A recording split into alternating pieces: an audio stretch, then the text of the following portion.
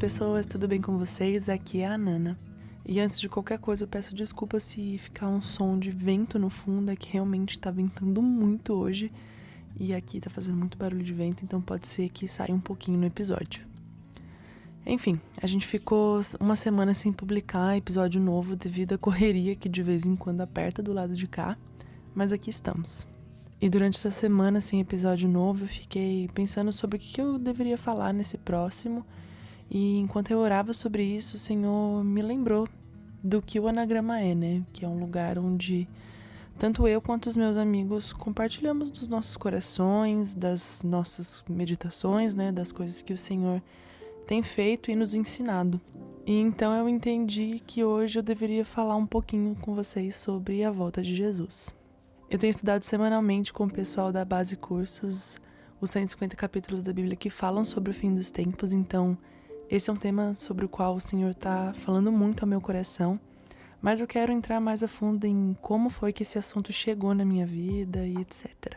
A comunidade cristã que eu cresci pouco falava do retorno do Senhor, e eu vejo que isso não era só lá, né? Não era algo específico. Muitas outras comunidades também não entram muito nos detalhes ou traz o assunto frequentemente à tona, né?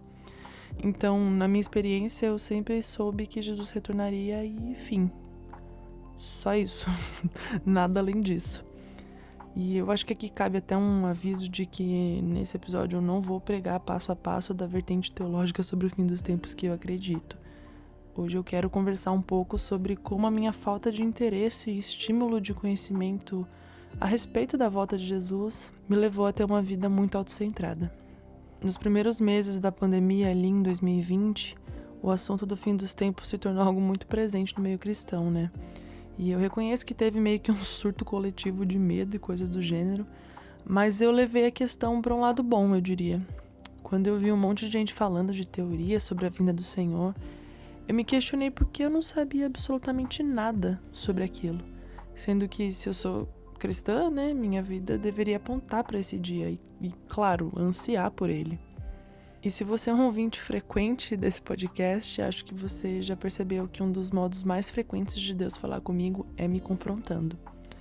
E quando surgiu essa questão de, caramba, eu não sei nada sobre o dia que talvez seja o mais importante da minha vida, eu não tive condição de continuar nessa ignorância e até mesmo, honestamente, desinteresse.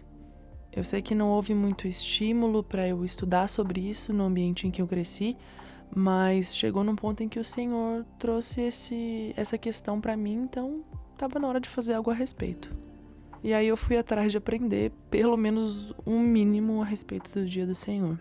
Eu já conhecia brevemente algumas pessoas que falavam muito sobre o assunto, como o Vitor Vieira e o Ângelo Basso, então eu me enfiei em vídeos de aulas, ministrações, lives e o que mais fosse que eles estavam fazendo para ensinar sobre o dia do Senhor. E foi então que Deus começou esse processo de transformar um coração curioso em um coração que deseja a sua vinda. E é até meio difícil eu falar disso sem me emocionar, porque de 2 anos pra cá, quando eu realmente comecei a estudar sobre isso, o estudo do fim dos tempos tem mudado a minha vida. Não é segredo pra ninguém que eu amo e visto a camisa da vida de oração.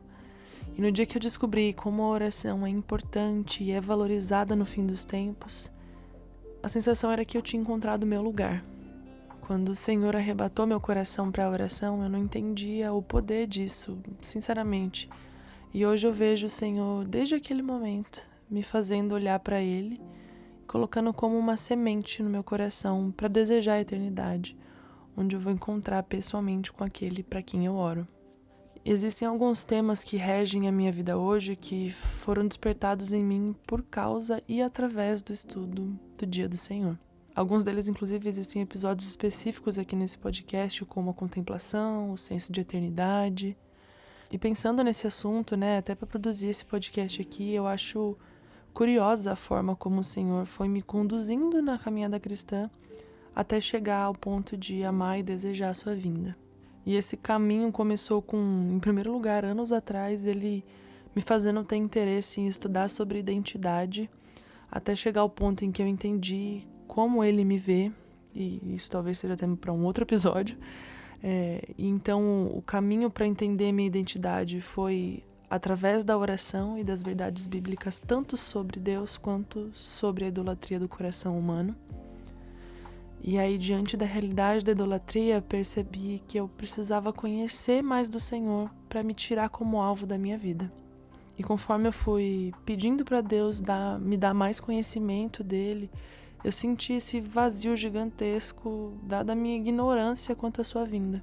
E aí, como é que eu poderia prosseguir orando dizendo que eu queria mais de Deus, que eu desejava a sua presença, se na verdade eu não desejava a sua vinda?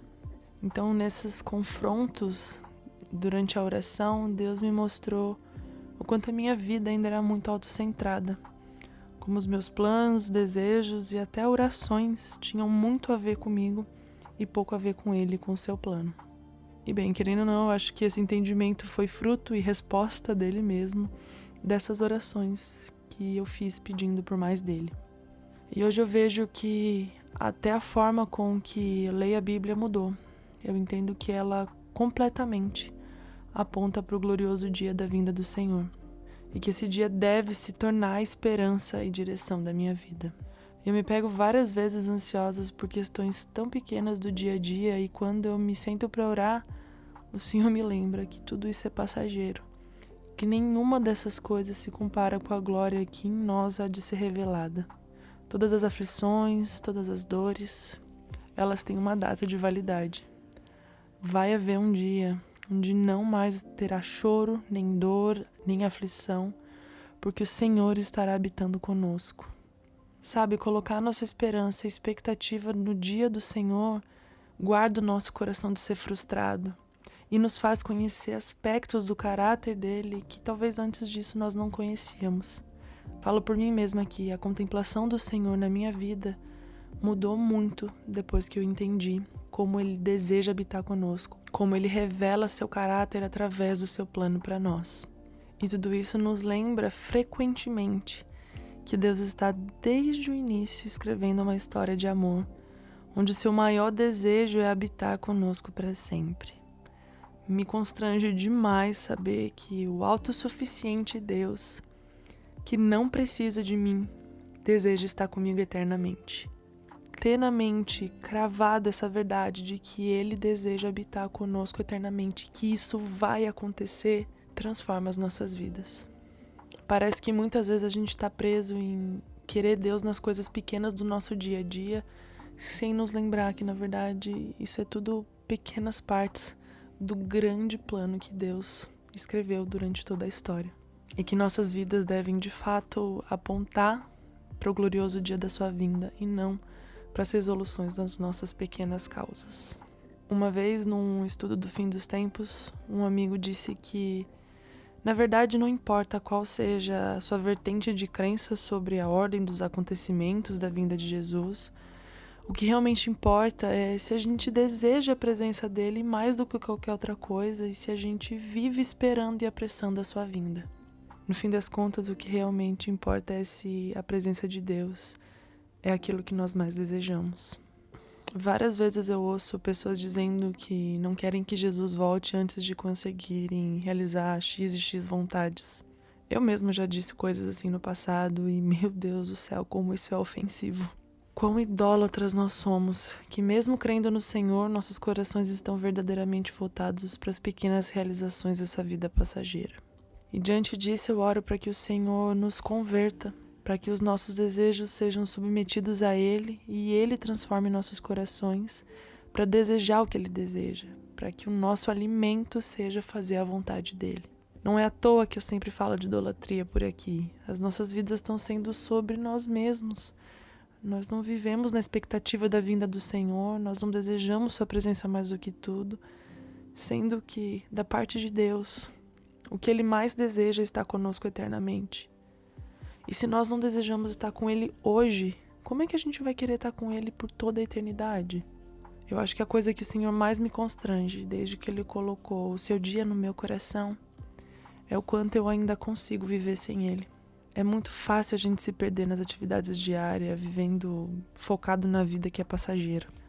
Mas a gente precisa aprender a fazer orações perigosas, orações que tiram nosso apreço por uma vida em que não faz diferença se a gente tem ou não a presença de Deus. Orações que substituem os nossos planos, nossas preocupações, amores e desejos pelos de Deus. Orações que vão fazer com que as pessoas nos chamem de loucos, porque a gente não tem a menor expectativa nessa vida. E isso nos transforma em peregrinos nessa terra, que sabem onde está o seu verdadeiro lar, na eternidade com Cristo. Por mais que eu já tenha falado aqui no podcast sobre o senso de eternidade, como é importante a gente ter eles, hoje eu queria trazer especificamente o dia do Senhor à nossa mente. E eu quis falar sobre a vinda de Jesus com vocês hoje porque realmente ela é o lugar para o qual nossas vidas estão caminhando. E nós precisamos nos preparar para esse dia. Não tem condições a gente viver com a nossa esperança em conquistas dessa vida. Nossos olhos devem estar voltados para o Senhor e para o seu plano. Que nós não sejamos surpreendidos no fim, mas que nós estejamos prontos para encontrar com Jesus. Que a sua presença seja o nosso único desejo e assim nossas vidas apontarão para o glorioso dia da sua vinda. Que em nós exista o mesmo único e desejo de Davi. Habitar na casa do Senhor para contemplar a tua beleza e meditar no teu templo. Bem, é isso. A vinda de Jesus é uma realidade que deve transformar as nossas vidas. E eu oro para que ela arrebate os nossos corações e seja nosso guia diário. Até o próximo episódio. Um beijo, um queijo e Maranata.